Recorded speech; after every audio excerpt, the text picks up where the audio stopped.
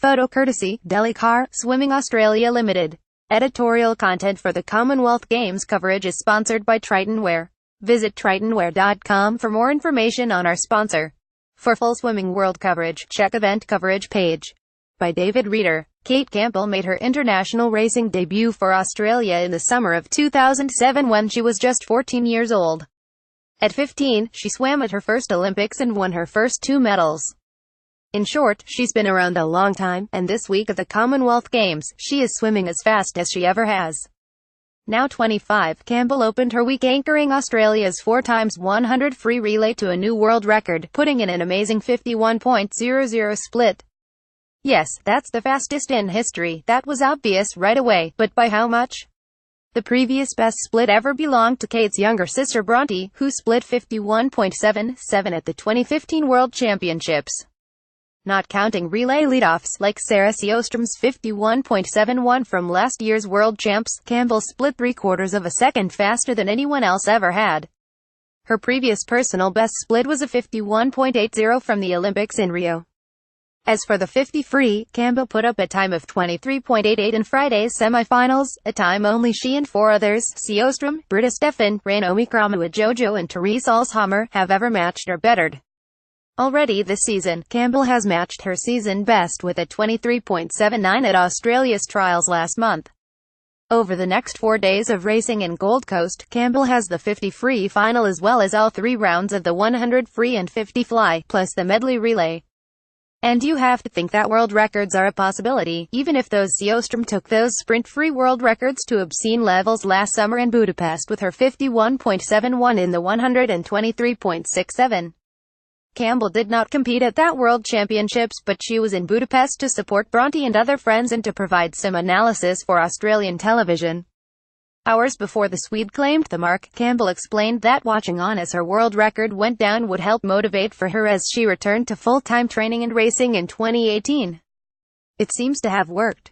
The swimmer who showed up to the Commonwealth Games this week is vintage Cate Campbell. Teenagers Ruck and Titmus cross paths over the course of their careers. Canada's Taylor Ruck and Australia's Ariarne Titmus will not cross paths a whole lot in the racing pool. As you would expect, Ruck focuses on the shorter distance freestyle and backstroke races, and Titmus is a 400 to 800 freestyler. The only race where the two 17-year-olds cross over is the 200 free. And as luck would have it, the 200 free came first for both young women on the Commonwealth Games program. Veteran Emma McKeon could not keep pace, and Ruck opened up a lead on the last 50, only for Titmus to track her down over the last 15 meters. But Ruck got to the wall first, 1 minute 54 seconds and 81 milliseconds to 1 minute 54 seconds and 85 milliseconds. Emma McKeon, Taylor Ruck. Gold and silver medals are great, obviously, but in a year where the world's best swimmers will not all compete at the same meet, here's some perspective on those times. Ruck now ranks 7th all-time in the event, and Titmus moved into a tie for 10th. Remember, teenagers, both of their times were quicker than McKeon swam to win Olympic bronze in Rio and faster than McKeon and Katie Ledecky swam to share world champs silver last summer. What does that mean? Well, for one, Ledecky might have some competition as the best 200 freestyler training at Stanford come the fall, with Ruck on her way there. If you pay attention much to swimming, you already knew who Ruck and Titmus were, but both have improved at a startling rate this season. Ruck has 2 more Commonwealth finals coming up Saturday, in the 50 free and 100 back, plus 100 free, 200 back and relays, while Titmus should be considered the gold medal favorite in the 400 and 800 free. Ruck and Titmus will share the pool once more this week, as part of their respective countries' 4x200 free relay. Still, don't get used to seeing them race together, not much, anyway. State of Australian men's relays in 2 relay events so far at the Commonwealth Games. Australia has won easily in both the women's 4x100 free and men's 4x100 free. No surprise there, it would have been a stunner for the Aussies to lose either.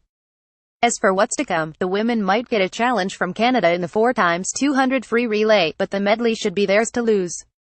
As for the men's relays, Adam Peaty makes England the favourite in the medley, while the England-Scotland split will make it tough for either team to take gold in the 4x200 free, especially with Australia showing its best form in years in the 200 free. In that individual event Friday, Kyle Chalmers took gold in 1 minute 45 seconds and 56 milliseconds, and Mac Horton got the silver in 1 minute 45 seconds and 89 milliseconds. That's the first time since the last edition of the Commonwealth Games in 2014 that two Aussies have swum under 1:46 at the same international meet. Both finished ahead of Scotland's best Duncan Scott and England's best James Guy, so that's a strong place to start. Chalmers was absent from last year's World Championships as he dealt with a heart issue, and in his absence, an Australian team that was inexperienced aside from Horton overperformed to finish fourth in the 4x200 relay. Clyde Lewis, Alexander Graham and Jack Cartwright all split 1:46s on that relay, and two of that trio plus 17-year-old Elijah Winnington will slot into the team this time around. Australia men victorious in the 4x100 free relay, photo courtesy, Delhi Car, Swimming Australia Limited. So the arrow is pointing up on that relay. As for the 4x100 free relay, the Aussies won that despite relatively sluggish 48-second splits from Chalmers, Cameron McAvoy and James Magnussen. Cartwright, surprisingly, had the fastest split of the relay with his 47.71. But that team had no challengers, enabling them to get away with a final time of 3 minutes 12 seconds and 96 milliseconds. As for the medley relay, Mitch Larkin posted a solid 53.19 in winning gold in the 100 back, but we'll reserve judgment on that team until all the 100-meter events are complete, including the 100 free, where Chalmers is the Olympic gold medalist. When it rains, Friday night's finals in Gold Coast were rainy and windy, and while swimmers knew to expect anything at an outdoor facility, conditions like that are never ideal. Once they are in the pool, anyone should be fine, but staying warm and dry before races becomes a challenge that could throw an athlete off his or her game. Thankfully, the forecast for the Gold Coast calls for sunny skies for the final 4 days of swimming competition.